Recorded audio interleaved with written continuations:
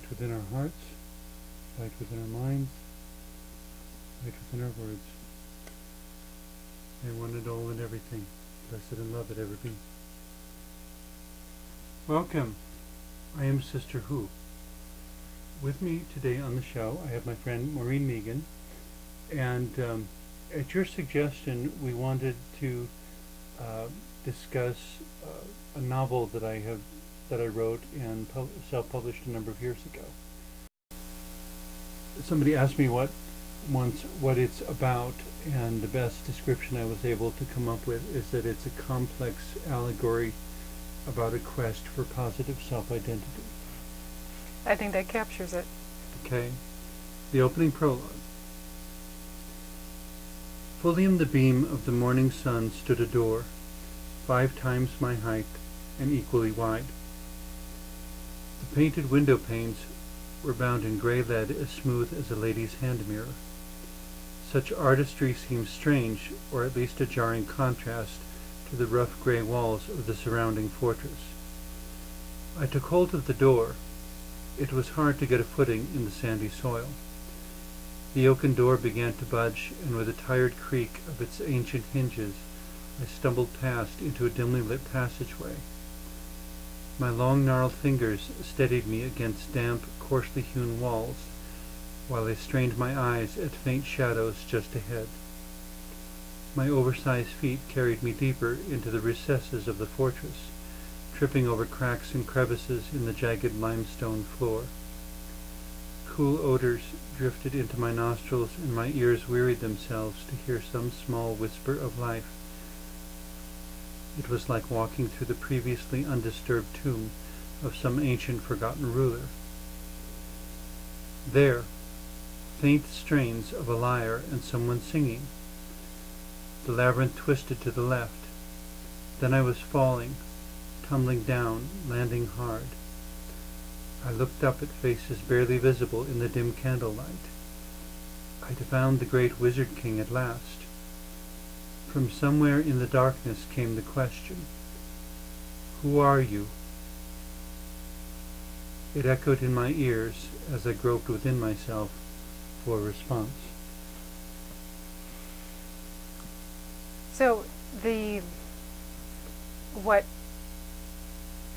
was one of the interesting things about the novel is the main character, which you got a sense of this from the prologue, that the main character has long gnarled fingers, oversized feet.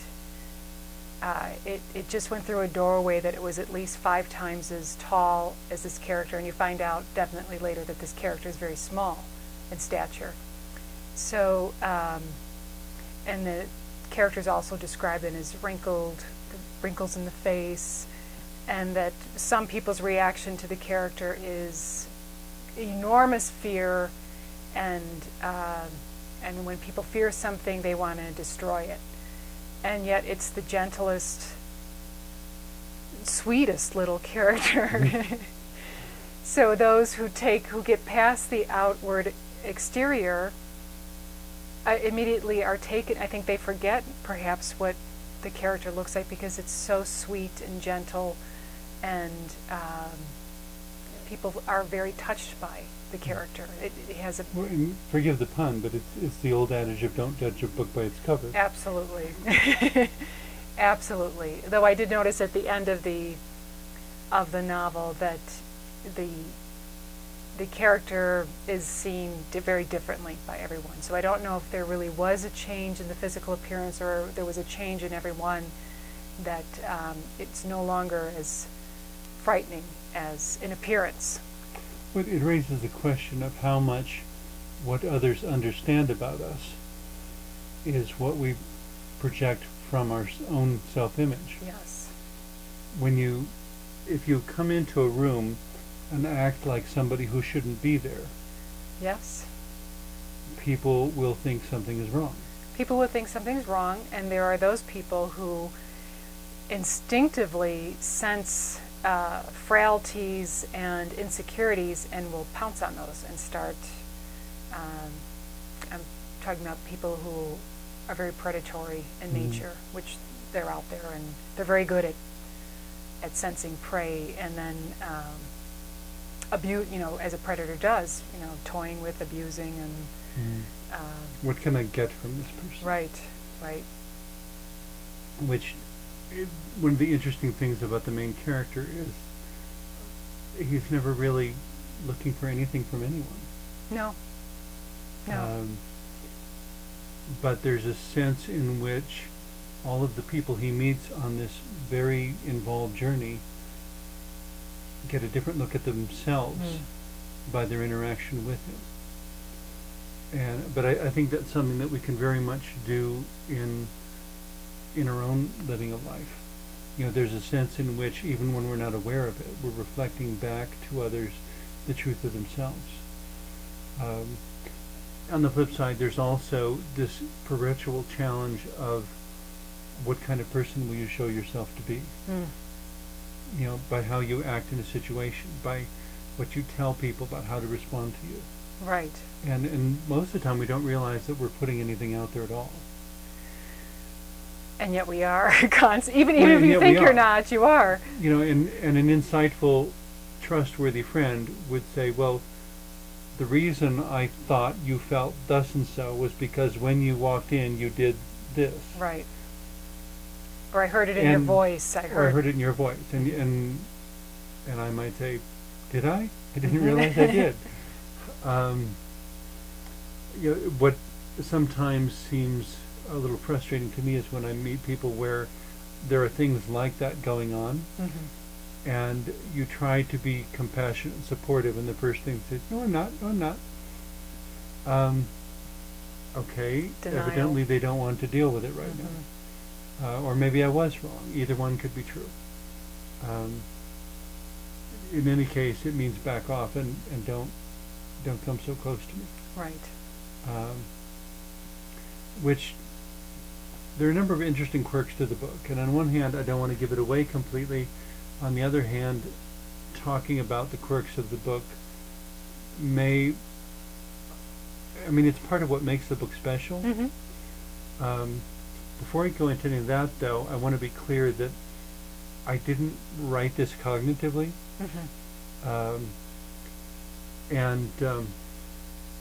In some ways it mirrors my own life journeys, but in a very allegorical fashion, to where I would discourage you from placing any really literal interpretation of what you see in the book. There may be more truth there than I want to confess on television.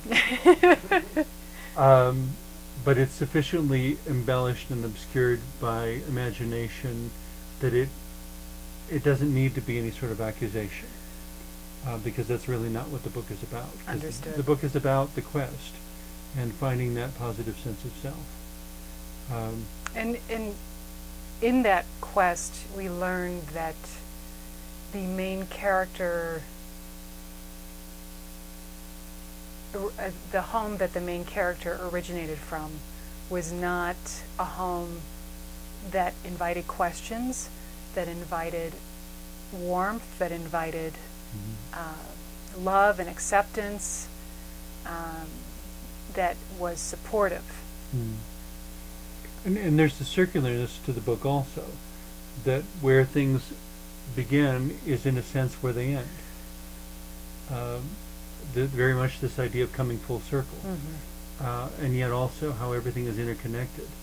And as much as it is a quest for positive self-identity by the main character, it is also the same quest for positive self-identity in his friends, in his community, and in the whole land in which he's living. They are all on a quest for positive self-identity on every level. Yes. Each in their own way. Each wrestling with their own questions, their own insecurities. But as I was about to say, one of my favorite authors and books is Madeleine L'Engle's book, Walking on Water, subtitled Reflections on Faith and Art. And in that book she speaks of creativity as being an incarnational activity, that it's as if the creative work already exists and comes to you and says, make me visible, make me something that can be shared. following that, when I was writing the book, essentially each day that I would write, I would get up and go to my word processor, because I didn't even own a computer at the time. It was just a basic Smith Corona word processor that I got from JCPenney for a really low price. I would simply go and start typing, and it was like a movie that played in my head, and I would write down what happened. The curious development of that, because I hadn't planned anything or decided how it should be or whatever, was that I had written 13 chapters, and I didn't know how the book would end. And then one morning, I remember exactly where I was. I mean, I could take you to the very house and bedroom where I was, a small house in Montana, for whatever it's worth. I woke up and was laying there in bed just thinking, and these images started playing in my mind. And I recognized them as being the last chapter, and I ran to the word processor and typed it out as fast as I could. And what you have in the book is what I typed that morning, almost completely unchanged. And you know, after an hour or so of furious typing and getting it all down, I stopped and took a deep breath and read over it again, and that was the first moment at which I knew what the book was about and what the rest of the story was. And so then it was just a question of writing from the middle and the end until the whole thing fused into a complete work. But it was really more like the story was given to me, but the metaphors and symbols are in some places so wonderfully complex that the best I could imagine is, I suppose, is if it wasn't God or my guardian angel or something, it was my subconscious whispering in the ear of my consciousness. Somehow or another, it created a cohesion and an interconnection that I don't think I could have planned on. I don't think I could have designed it to be that way. Because when I wrote that final chapter, I didn't have to change anything in the first 13 chapters. It all fit. You just in this talking about how creation comes through is incarnated. That there are two other characters in the book who are very much, if you look at alchemy and the male and the female, and alchemy is a lot about fusing, bringing together again the male and the female, and there are two characters who very much represent these great alchemical, archetypal. They've been separated. It's kind of like the whole world is off because they're separated, and when they do come together again, much of what has been out of balance comes back into balance. You're referring to a particular king and queen? Yes. Because there are actually several in the book, yeah. But I know which two you're referring to. The curious thing about that, however, is in coming back together, the very next thing that happened is the most major conflict. It is, but it helps to restore balance. But it's that challenge of how sometimes in life, when we want things to come together, the first thing we have to deal with is the biggest struggle. Yes. The biggest fight. You know, it's when we finally understand what needs to happen, and we feel so centered and confident, and now I know what to do, and the first item on the list is the biggest fight of your life. It is, and it's important to go through that to get to the other side. And I think there was a preparedness, again with that, thinking of that alchemy that happened, that allowed for that, for the results of that struggle to happen. And even in that struggle, there was some horrendous cost. Absolutely, as there always, as life is not life without cost. I mean, and when you think of the basic process of a physical birth, assuming, depending on who you ask, yes or no, assuming consciousness in the unborn fetus, without some metaphysical extrapolation or exaggeration or something, however you look at it, The fetus doesn't know on a physical level whether it's going to survive or not. The struggle from the womb to the outside world could result in birth or it could result in death. It's extreme. It's extreme. It's that intense. And while it's happening, the fetus doesn't know. For all essential purposes, the fetus doesn't know how it's going to end. Mm-hmm. It simply knows that during the struggle, you commit yourself 100% to it. Right. You better. You have to commit yourself 100% to it. No turning back, no holding back. Just give it all you've got. You can't stay where it's safe because it's no longer safe. Mm-hmm. You got to move forward. Whether you have confidence or not, you have to move forward. Yeah. Whether you're confident, whether you're afraid, whatever you're feeling, you have to move forward. You know, which this may be a weird digression, but what popped into my head just as I said that was the parable that Jesus told in one of the synoptic gospels about the final judgment, separation of the sheep and goats. That those who are goats he'd put on one side and those who are sheep he'd put on the other side, symbolizing the good people and the bad people, so to speak, which is a very, for moral purposes, a very oversimplified kind of division, but the basic point, the thing that distinguished one from the other, is where, you know, the one group says, you know, come into heaven, the other says depart. Mm-hmm. And he says, and why? And the reason the ones who are invited in is because I was hungry and you fed me. I was thirsty and you gave me to drink. I was naked and you clothed me. And the others, you know, why are we being cast off? Well, because I was hungry and you didn't feed me. Mm-hmm. And I was thirsty and you didn't give me to drink. And I was naked and you didn't give me anything to wear. I was homeless and you didn't shelter me. And so the only distinction between the two was not whether or not they had horns. It was what they did and didn't do. A matter of behavior, a matter of actions, not a matter of identity. And, you know, which is where, in writing this novel, what I found myself continually drawn back to is, what are the relationships? How do they treat each other? And what difference does it make how we treat each other? And then, if to probe it even further, why do people act the way they do? Mm-hmm. And we were talking just before the show, and you mentioned one of the characters and how disappointing he was. Yeah. And I said, and you haven't known disappointing people? Oh, yes. They make the choices they make because they value what they value, and it is disappointing. And yet somehow they're part of the story. They're part of the story, absolutely. And you can't take them out and still have the story work. No. No. And do you think this is a good point to read the passage about home and change and... Well, it's the passage that you noticed, and it's also a number of years ago, somebody else that I mentioned the book to them and told them about it, and she wanted to get it and read it, and it's way in the back of the book.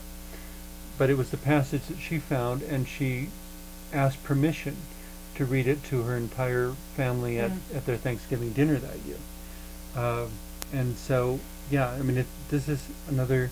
There's a lot of philosophy and psychology and reflection in the book. Mm-hmm. So in that sense, it's not light reading. I didn't write it to be pulp fiction. Right.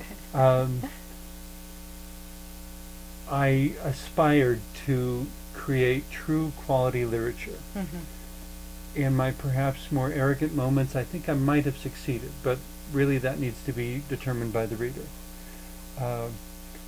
But I tried to write literature that had the capacity, the capability of outliving me, something that would give people things to think about and ponder for decades, maybe even hundreds of years to come. So, in any case, the most popular reflection, it seems, there's the major conflict has happened.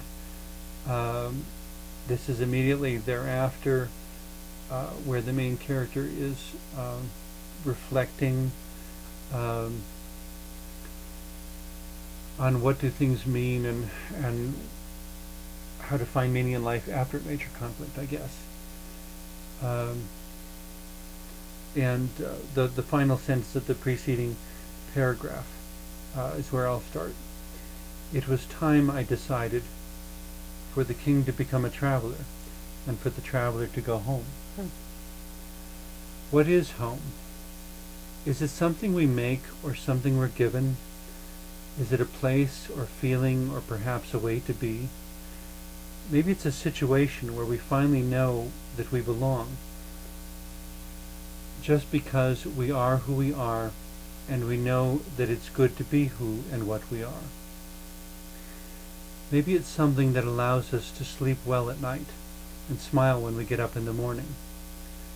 Perhaps home is where we can treasure our dreams and give them wings, one day at a time. Perhaps it fills our heart with gratitude and peace,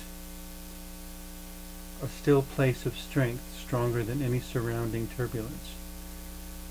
Perhaps it's simply a place where we can know what it is to be truly alive in the most subtle of ways.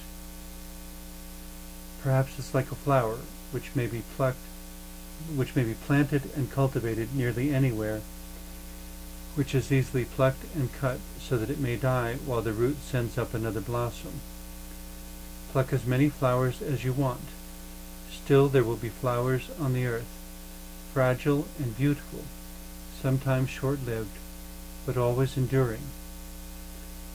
I wanted to go home. I love that, because so many people, that sense of home is it's just such a part of life. It's such a part of our quest here, how our relationships feel or develop or don't develop. It's that sense of, do you have a sense of home? Is home something from your past that you're always seeking to recapture? Is home something you've never quite discovered and you're constantly seeking it? Is home something you just carry within you? So, and when it is elusive, it becomes the most compelling. Yeah. And we may not even know what to name it, but this restlessness that won't let us stop. For some people, it inspires retreats into addictions, because they don't know what they're looking for, they don't know where to find it, and when they can't satisfy it, they want something to shut out the voice. Instead of understanding perhaps that maybe what they most need to do is just to sit down and be quiet for a moment and let it speak. And it's very difficult for many people to do,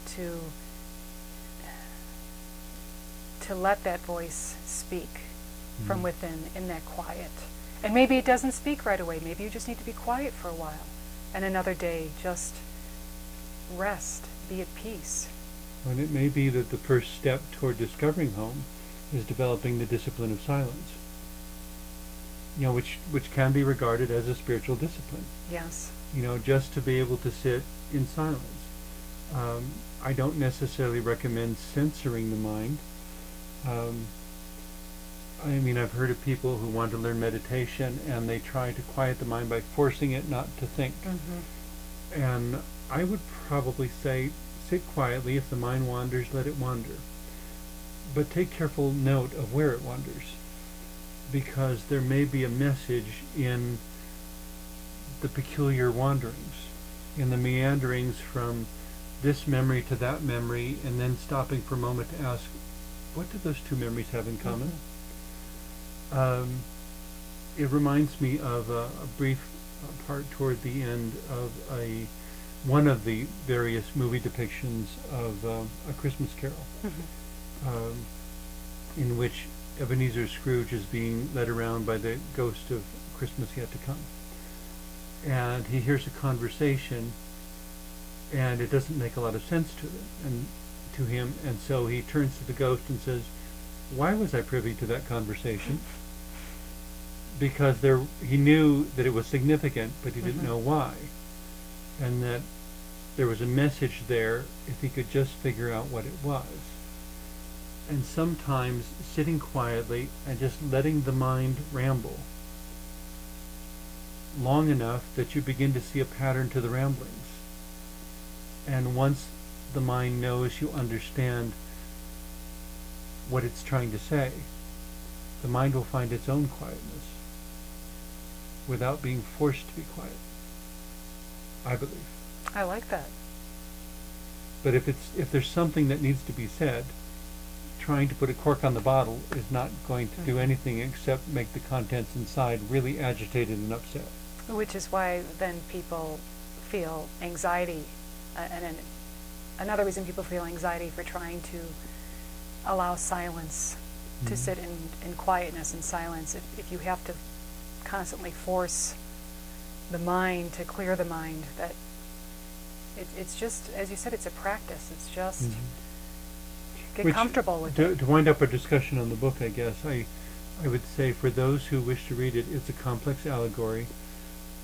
Don't force it. Right. Allow whatever symbols and metaphors are most relevant to you to come out. And if it makes you think of someone in your life or some event in your life, pause for a moment. It's a book. The ink isn't going to disappear off the pages. You can always come back to it later. Just pause for a moment, close your eyes, and listen for whatever your own memory or your own life experience or your own relationship may have to tell you. You'll be a student of whatever you read, not just my book, any book. Not absorbing it blindly, but pondering everything that taps you on the shoulder and says, wait a minute, ponder this a little further. Thank you very much. Thank you, Sister Who. And thank you for watching also.